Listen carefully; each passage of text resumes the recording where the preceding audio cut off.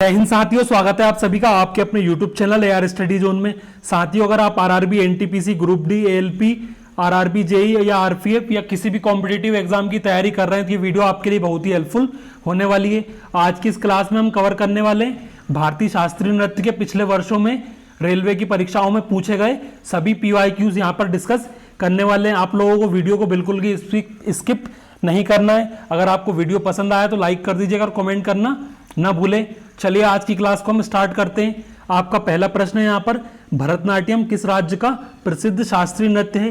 तो भरतनाट्यम होने वाला है आपका ऑप्शन बी, तमिलनाडु का शास्त्रीय नृत्य है। केरल, चलिए यहाँ पे अन्य विकल्प हम देख लेते हैं। केरल का जो है शास्त्रीय नृत्य कथकली और मोहिनीअट्टम है।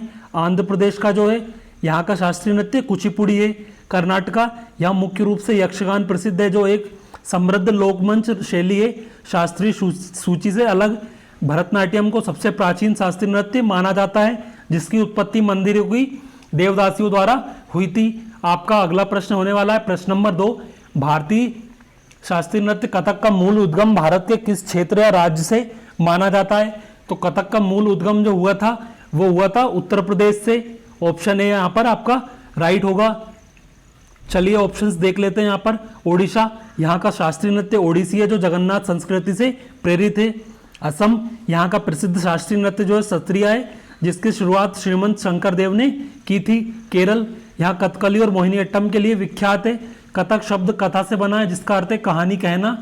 यह जयपुर, लखनऊ और बनारस घरानों में फला फूला है। चलिए आपका अगला प्रश्न देखते हैं। प्रश्न नंबर 3, कुचिपुड़ी नृत्य शैली का नाम किस राज्य के एक नाम के गांव पर पड़ा है? तो यहाँ पर आपका राइट ऑप्शन होगा कुचिपुड़ी जो है वो है आपका आंध्र प्रदेश से।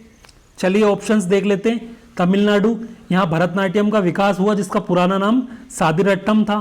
तेलंगाना, यह मुख्य रूप से पेरिनी, शिवतांडवम जैसे लोक पारंपरिक नृत्य प्रसिद्ध है।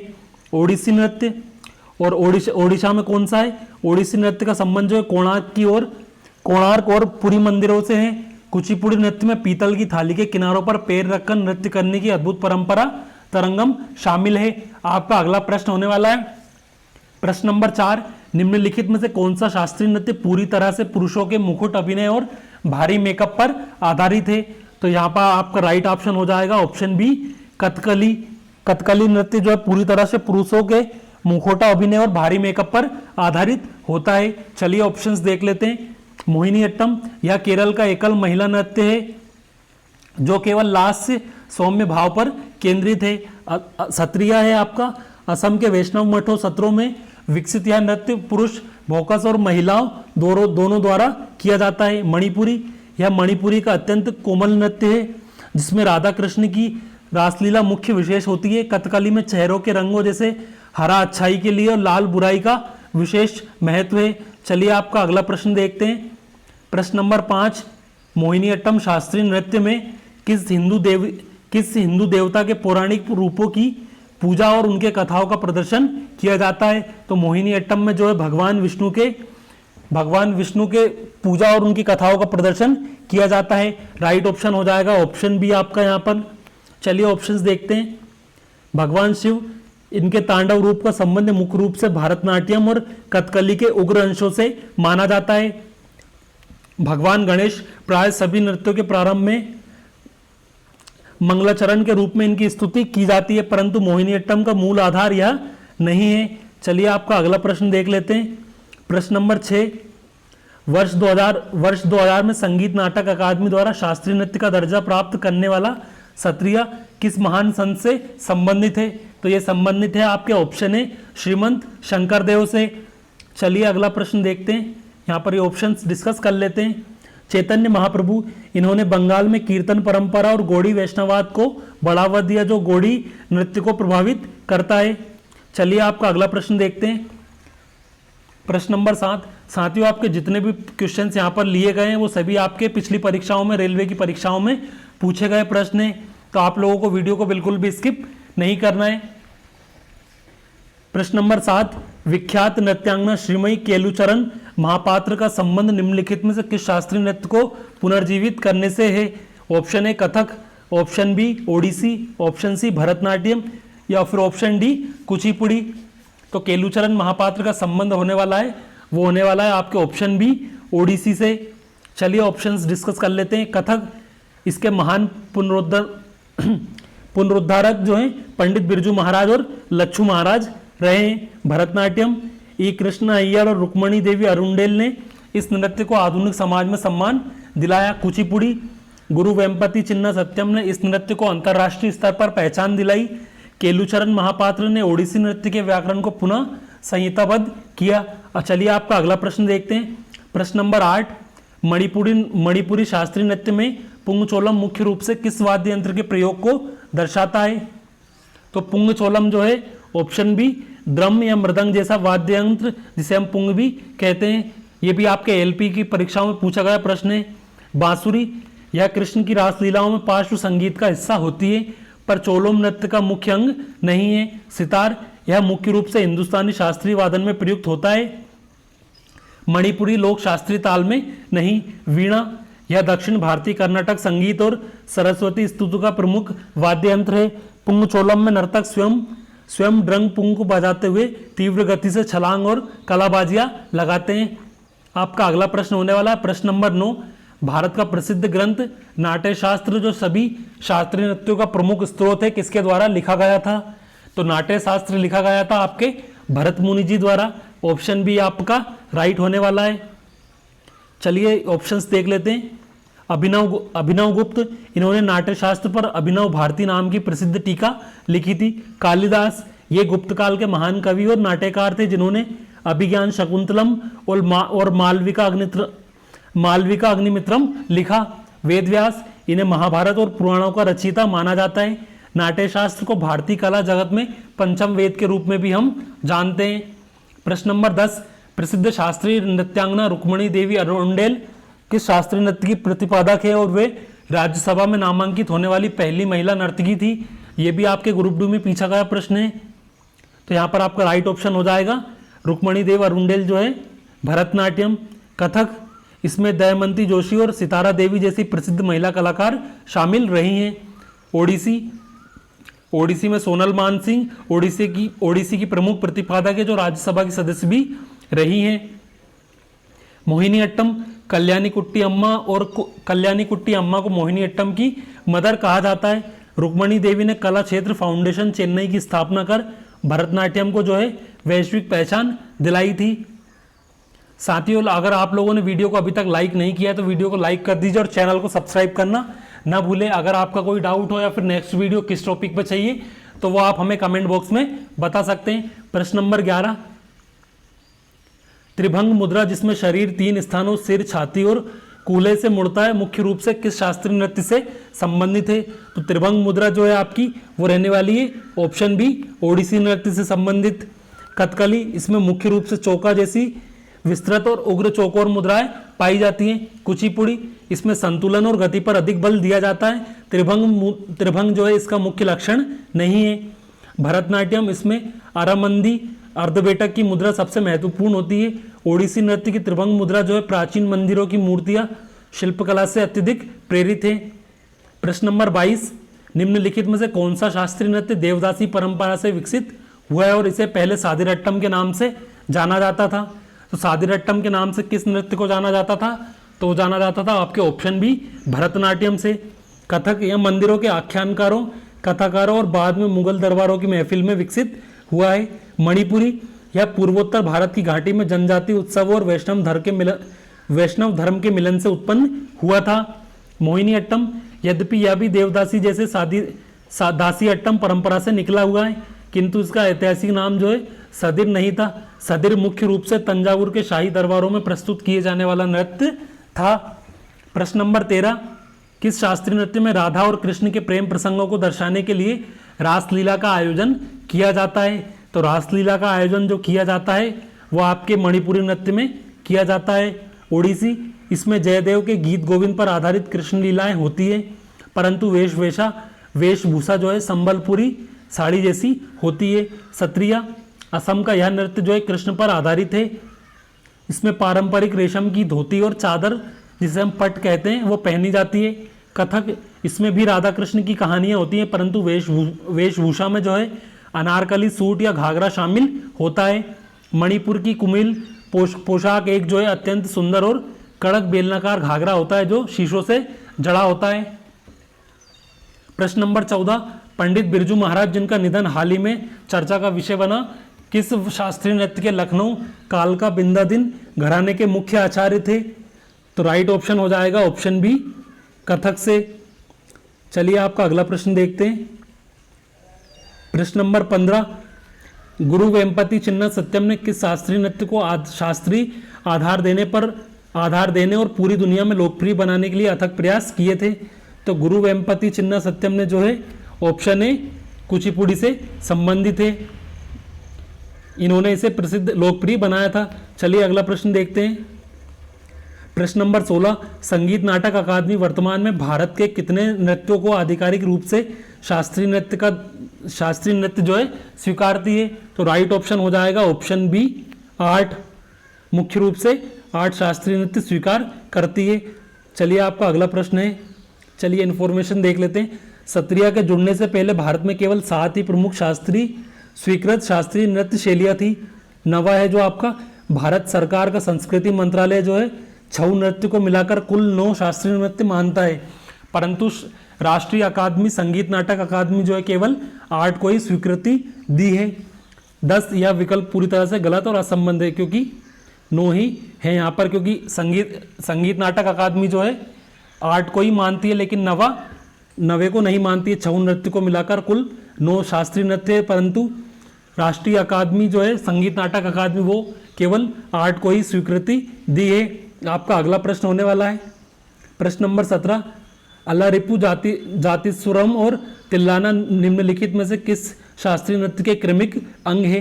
तो अल्लारिप्पू जातिस्वरम और तिल्लाना जो है भरतनाट्यम से संबंधित है।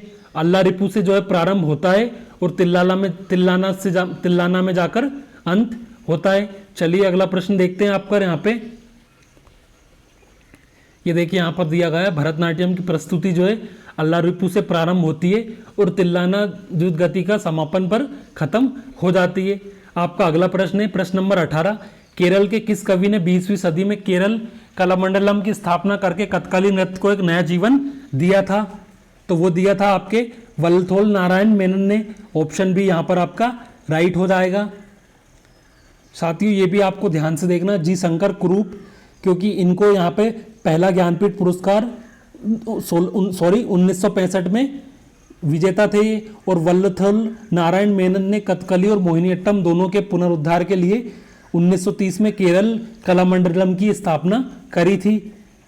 प्रश्न नंबर 19, निम्नलिखित में से कौन सी प्रसिद्ध हस्ती कथक और भरतनाट्यम दोनों शास्त्रीय नृत्यों में निपुण है तथा उन्हें पद्म विभूषण से भी नवाजा गया है? तो यहाँ पर आपका राइट ऑप्शन हो जाएगा ऑप्शन डी, यामिनी कृष्णमूर्ति जो है कथक और भरतनाट्यम दोनों शास्त्रीय नृत्यों में निपुण है और उन्हें पद्म विभूषण भी नवाजा गया है। आपका अगला प्रश्न देखते हैं। यहाँ पर और भी ऑप्शंस दिए गए हैं आपको। सोनल मान सिंह ये भरतनाट्यम और ओडिसी नृत्य की महान प्रतिपादक है। पद्मा सुब्रमण्यम ये भरतनाट्यम की प्रसिद्ध नृत्यांगना है, इन्होंने भरतनाट्यम नामक एक नई विधा का विकास किया था। मल्लिका साराभाई ये मृणालिनी साराभाई की पुत्री है जो कुचिपुड़ी और भरतनाट्यम के लिए प्रसिद्ध है। यामिनी कृष्णमूर्ति को भरतनाट्यम और कुचिपुड़ी दोनों में महारत हासिल है। कथक के स्थान पर कुचिपुड़ी भरतनाट्यम का बड़ा नाम है। प्रश्न नंबर 20, नृत्य के संबंध में नृत्य और नाट्य इन तीनों श्रेणियों का विस्तृत विवरण किस ग्रंथ में मिलता है जो अभिनय का मूल आधार है? तो राइट ऑप्शन होगा ऑप्शन ए, अभिनय दर्पण में। चलिए अगला प्रश्न देखते हैं आपका। ये राइट ऑप्शन हो जाएगा आपका ऑप्शन ए। अगला प्रश्न देखते हैं आपका प्रश्न नंबर 21, झावेरी बहनें जिनके चारों के नाम है दर्शना, नयना, रंजना और सुवर्णा निम्नलिखित में से किस भारतीय शास्त्रीय नृत्य की प्रसिद्ध नर्तकियां हैं? तो राइट ऑप्शन हो जाएगा ऑप्शन बी, मणिपुरी की। मणिपुर से कौन है? तो झावेरी बहनें। आपको इन चारों का नाम याद रखना है। चलिए ऑप्शंस को डिस्कस कर लेते हैं। ओडिसी, इससे जुड़ी प्रमुख महिला कलाकारों में कुमकुम मोहंती और सुजाता महापात्र जो है शामिल है। कथक में सितारा देवी, अलकनंदा और शोभना नारायण कथक की प्रमुख विदुषियां हैं। सत्रिया में जो शारदी सेकिया और मल्लिका कंदली इस असमिया नृत्य की प्रमुख कलाकार है। झावेरी बहनों में मणिपुरी नृत्य को भारत और विदेशों में शास्त्रीय गरिमा दिलाने में अभूतपूर्व योगदान दिया है। प्रश्न नंबर 22, क्षत्रिय नृत्य के प्रदर्शन में पुरुषों द्वारा पहने जाने वाली पारंपरिक रेशमी धोती को क्या कहा जाता है? सो क्षत्रिय नृत्य में प्रदर्शन में पुरुषों द्वारा पहने जाने वाली पारंपरिक रेशमी धोती को जो है मुगा या पट धोती कहते हैं। चलिए अगला प्रश्न देखते हैं, आपका प्रश्न नंबर 23। साथियों, अगर आप लोगों ने वीडियो को अभी तक लाइक नहीं करा है तो वीडियो को लाइक कर दीजिए और चैनल को सब्सक्राइब करना ना भूलें। नेक्स्ट वीडियो किस टॉपिक पर चाहिए आप कमेंट बॉक्स में जरूर बताएं। प्रश्न नंबर 23, गुरु गोपीनाथ किस शास्त्रीय नृत्य की एक प्रमुख प्रतिपादक थे जिन्होंने इसे महफिलों से निकालकर आम जनता तक पहुंचाया था? तो गुरु गोपीनाथ जो है वह है आपके कथकली से संबंधित। चलिए अगला प्रश्न देखते हैं आपका प्रश्न नंबर 24, तरंगम किस नृत्य का सबसे मुख्य आकर्षण है जिसमें नर्तक पीतल की थाली की धार पर पैर रखकर और सिर पर पानी का कलश रखकर संतुलन बनाता है? तो यहाँ पर आपका राइट ऑप्शन हो जाएगा ऑप्शन बी, कुचिपुड़ी।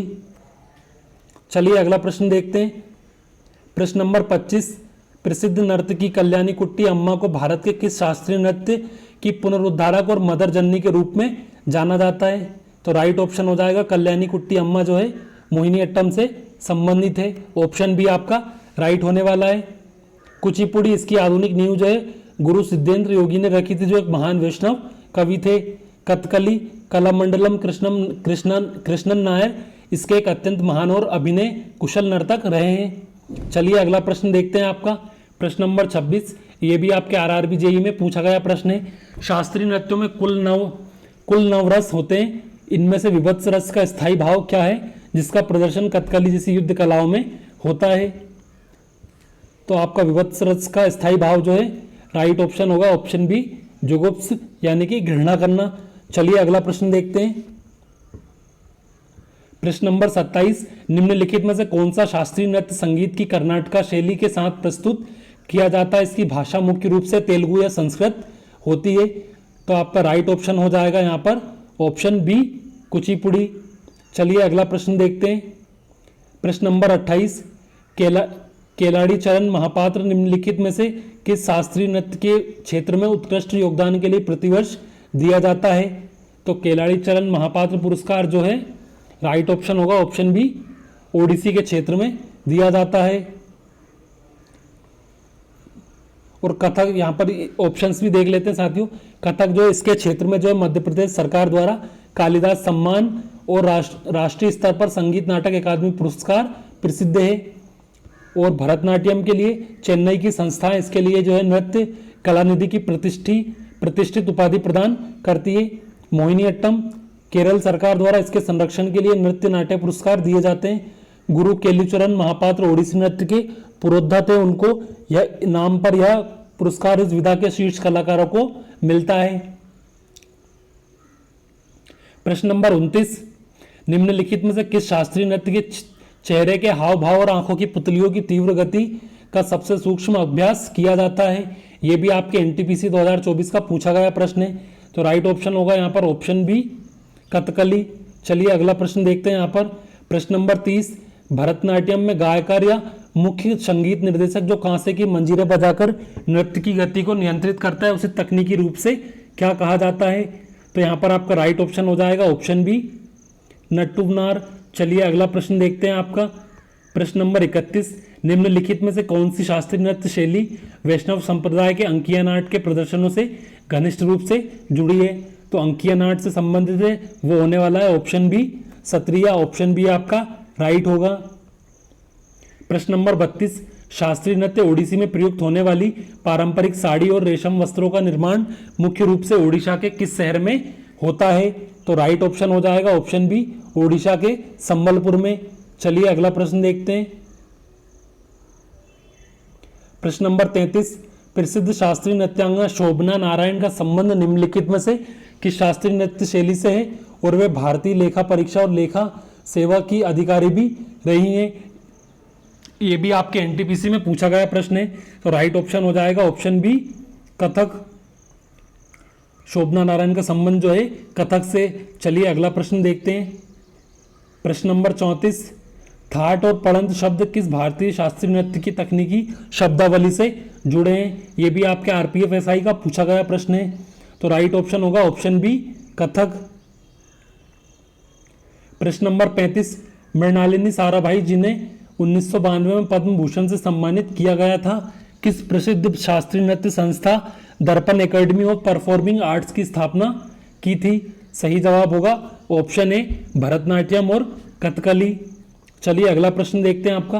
प्रश्न नंबर 36, किस राजा के संरक्षण में कथक नृत्य को अवध के शाही दरबार में चरम विकास प्राप्त हुआ और वे स्वयं एक उत्कृष्ट नर्तक और संगीतकार थे?